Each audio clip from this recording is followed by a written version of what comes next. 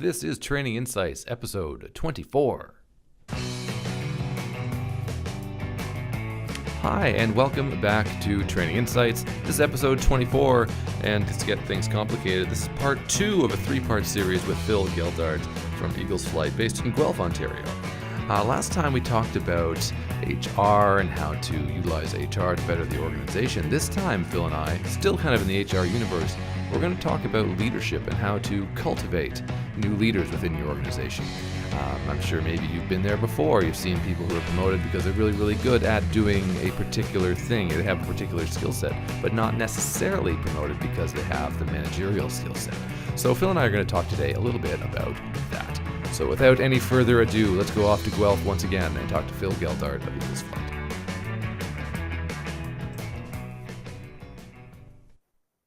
And welcome back to the Phil and Kevin show. Hi, Kevin. I'm the Phil part of the Kevin and Phil show. And we'll come up with a theme song later. I don't know if you sing. No. I hum. I don't know about you. A friend once told me, "Do you like that song?" And I said, "Yes," as I was singing. He said, "Then don't ruin it." Yeah, sounds kind of familiar around my house, actually. So last time we were talking about using the HR cycle. We kind of talked somewhat about the HR cycle and how HR is ultimately responsible for the potential of the employees of the company. Yep. Today, I want to start there, really talk a little bit more about the HR cycle in terms of cultivating. I mean, it sounds like I'm farming, but cultivating organizational leaders. So maybe you can talk to me a little bit about your opinions on the HR cycle and how you do cultivate those leaders. Yep. I'd be happy to. And I think, Kevin, we chatted last time about the fact that the real goal of HR was to release human potential. Mm-hmm. And the cycle gives a framework for that, because releasing human potential is not sort of a simple thing. It's a number of steps that go into it. So the cycle reflects that, and it begins with recruitment. And I think you need to recruit the right people into the organization. They're either going to come in from outside or they're going to come in from, be promoted from within, whichever sort of strategy or philosophy the organization has. But I think recruitment often for the HR folks is find the skills and competencies that are necessary, and they're being pressured by the line manager. Get me a person now because I've got a vacancy. And that's true. They need the skills and the capabilities. But I would also say pay attention to values and character. And in today's world, literally 2018, character seems to be eroding quickly as a quality that is respected and valued. And I think that's a major mistake. I think character is critical. And a couple of things that I look for when I look at the character side are teachability and integrity. So as a head of HR, in the HR cycle begins with, yes, functional skill, but then quickly moves to, I need folks who are teachable, who are willing to learn, and who have integrity, who when they tell me they're going to do something, they'll do it. Because that kind of individual works really well with a great leader. Just to give you a quick story, my mom, who's now 102 actually, is a great artist. Not bad. Yeah, I know. She lived in Brazil with my dad for many years, and he was a diplomat, and they came home and I helped her with her suitcase, and it weighed like a ton. I said, "Mom, what in the world is in this suitcase?" She said, "Phil, it's clay." Clay? Like clay? Well, obviously you travel with clay. Most people do. I mean, don't you? I have a special. So I said, "Mom, why are you bringing clay from Brazil back to Canada?" She said, "Well, she's a potter, among other things. She's a great artist." And she said, "Well, the best clay I've ever found to work with is this special clay, which I found in Brazil. And I brought it home so I can make better pots, because the quality of the pot is directly related to the quality of the clay." I thought, well, that's interesting. And I think that is a great illustration for when you hire people, you're looking for great clay. The quality of the pot, what the leader can kind of help shape, is directly related to the quality of the clay that the HR person brings them. So the quality of the clay is what skills do they have, their functional skills, but also what character do they bring in terms of their integrity, their teachability, their response to accountability and responsibility, and so on. So that's kind of the first step. And I would say that those same principles apply later in the cycle when you start thinking about who am I going to put on my succession plans? Who am I going to put on my high potential lists? That as a head of HR, I should be always making sure that the clay is optimal for the next function that that person is going to move into. That make sense? That does, and it really is a good metaphor, the quality of your source material. Exactly. Whatever that is going to determine garbage in, garbage out, right? It's like anything else. Yeah. Well, not to refer to anybody as garbage, of course, but we've all had bad employees. That's HR. I mean, HR controls those gates, so they should, because you shouldn't really let anybody be interviewed until they kind of pass through the HR gate. So that's kind of the first segment of the cycle. Mm-hmm. The second is how you orient the person. And I learned this from Disney, whose orientation program I thought was just probably the best in the world I've ever seen. And they pay a lot of attention to helping the person understand that they are joining an organization that has a rich history, traditions, culture, and that the employees now represent that out to the paying guests. So in their orientation, they do a whole lot more than here's the policies, here's the procedures, sign this document. They help the person realize they're part of this amazing legacy.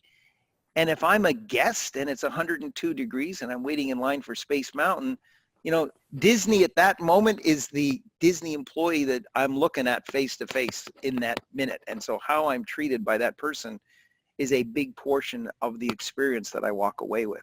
So they do a lot of that sort of mindset creation up front in their orientation. So I think the orientation that a company gives to their new employees, or even folks in the company but moving to new jobs, is very important. Setting them up for success, what's expected, how should you be thinking about this, what are our values, what are the things that are important to us. And again, you're going to see kind of through this little story, I am a great believer in really great employees and really great leaders do not ignore the heart. They don't ignore the emotional response that I bring. So I think if you really want to harness the full potential of a person, you want their heart, you want their convictions, you want their passion. So sure, I want the work that they do, but I want them to do it with a will, with enthusiasm, with zeal. Yeah. And the fact that they love being here. So those kinds of things reflect in the recruitment phase and then the orientation phase. Yeah. Right? I'm just working my way around the cycle. Is this helpful? Yeah, absolutely. Please continue. Okay. So then you move into some of the more mechanical things. I think people need to know what it is that's expected of them. And that is probably one of the most difficult things that a leader can do. So one of the qualities of a really world-class leader is providing clarity of expectation. Whether you use an objective setting methodology or whether you sit down and you create mandates or task forces or whatever you do. I've often said to folks, if you say to me, meet me in California, I am never going to meet you, no matter how motivated I am. I could die trying to meet you in California. It's a big place, yeah. But I'm willing, I'm willing. I go and I start looking for you, but you said meet me in California, so here I am. As opposed to meet me on the front steps of Cinderella's Castle in Anaheim, California, in Disneyland at 2 p.m. next Wednesday. Okay, then we're going to meet. But it had nothing to do with me. It had to do with the clarity that you provided so that I knew exactly what it was that I was supposed to be achieving. So this idea of clarity of how to function effectively within the company, whether it's policies and procedures, commitment to safety, my clear objectives, how I operate with my colleagues, all of those things, the greater the clarity you can give me, and the greater that clarity can be linked to the specific outcomes you're going to measure me against, the better chance you have that I will be able to bring all that I can to bear. So as you think through the HR cycle, the next step is we want to be sure that the objectives are clear, the mandates are clear, the operating frameworks are clear.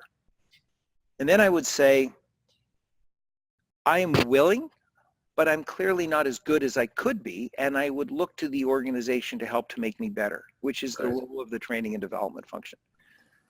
So again, if you believe in harnessing human potential, you will create development plans for me, the employee, that releases my potential, as well as simply teach me things. So if you think of an example, if I'm in the company, then my job is to repair washing machines. You're going to have to teach me how to repair the latest, greatest washing machines. But you're also going to have to help me learn things like, how do I optimize my time and my management of the resources I have? Because in the first case, teach me to repair the washing machine is a functional skill I need. In the second case, you're actually giving me the tools to optimize my willingness to be highly productive. So the development needs to handle both the things that get at my potential as well as the things that get at my competence. So that's kind of the development plan. Right. The next phase is you need some kind of feedback mechanisms, and I think they need to be on a regular basis. And again, if you have a great world-class leader, those leaders, she just knows how to give great feedback and does it on a regular basis. So yes, I think there's value in formalizing the feedback, but the real value is giving me the feedback in the moment when I need it in a respectful fashion. Yeah. And that's huge. So that then gets to, well, how do I train the leaders to do that? So I'm giving the leader the skill to give effective feedback so that the person can perform to their optimum. Right. Which is a different thing than, okay, well, you failed, that was wrong, do this. It's moving back to, everything is back to feedback related to my potential versus feedback related to my performance. You do the feedback on the performance, but it's against what I could contribute. And it was interesting because I just hired a gal here who's going to be running one of our new businesses. And I literally just sat down with her and said, let's just go through your objectives for the year. The objectives you've written are great, but they don't link to what the shareholder is actually paying for. So let's talk about how to do that. She went, oh, okay. I'm trying to harness her potential, not just help her write a better. And then we kind of move towards the latter half of the cycle, and this looks more towards the future a little bit. So you need two things. You need to allow me as an employee to give feedback to the company on my leader, I believe. Because that's what gets sticky sometimes. Yeah, exactly.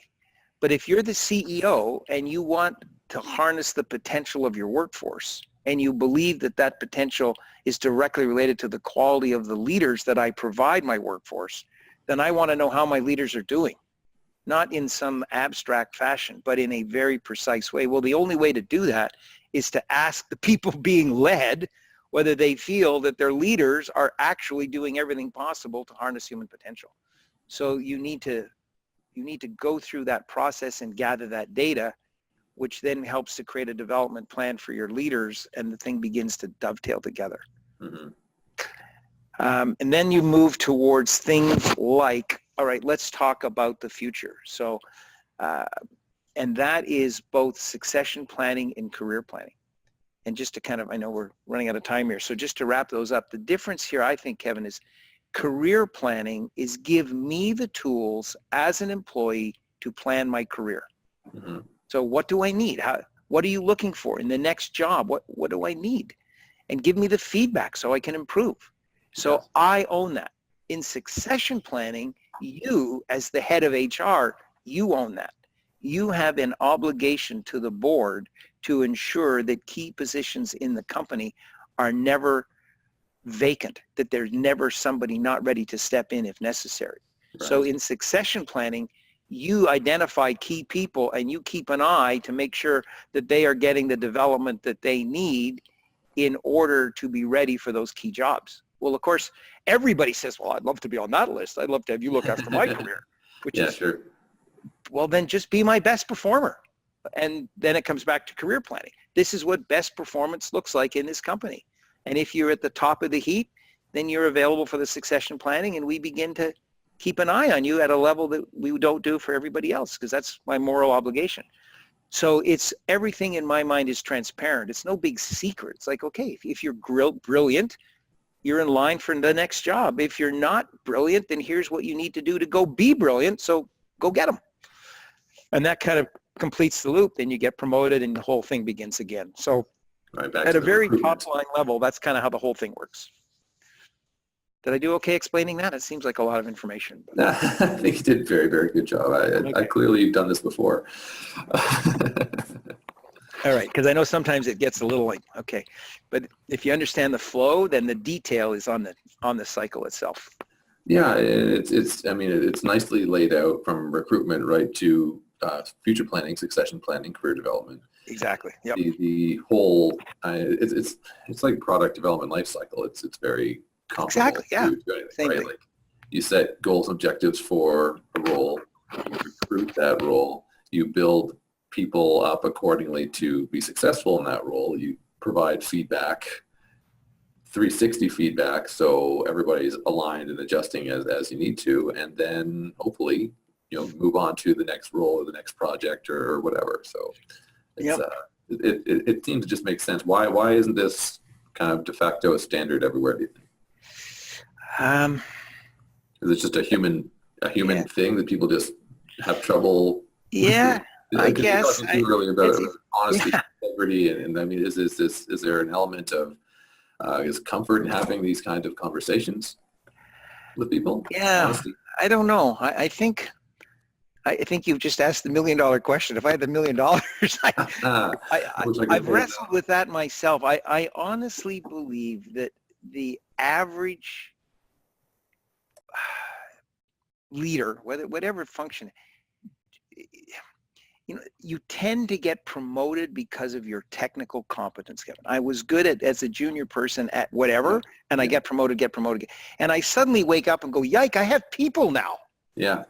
And I use the same skills that got me up the ladder technically on the people. And it doesn't work well, but it kind of clunkily works. But people are not things and tasks and projects. So applying the skills that got me up the ladder early in my career don't work so well, but I don't have any other skills, so that's all I've got. Yeah. And I think the reason this, which looks so obvious as we chat it through, is not common knowledge is most people just are not as skilled on the people management side as they are on the technical side. Yeah. And therefore they don't have an appreciation for it. I don't think it's an unwillingness. I just think most of the time they just don't know. They don't know this kind of thinking exists, or these tools exists, or that this is actually possible. They just haven't seen it. Yeah, it's just not part of the lexicon, I guess. Exactly. And so they default to what they know, and then people become objects to be managed, which has always worked in the past for everything else, and it seems to be okay now, except for the few companies that have actually discovered that, wow, there's a better way. Yeah. Well, that's a perfect place to wrap this one. Okay, part great. 3, we're going to kind of dovetail onto from that and move on to another interesting topic. But Phil, thanks so much for chatting with me today. We'll talk again in a week. Okay, thanks, Kevin.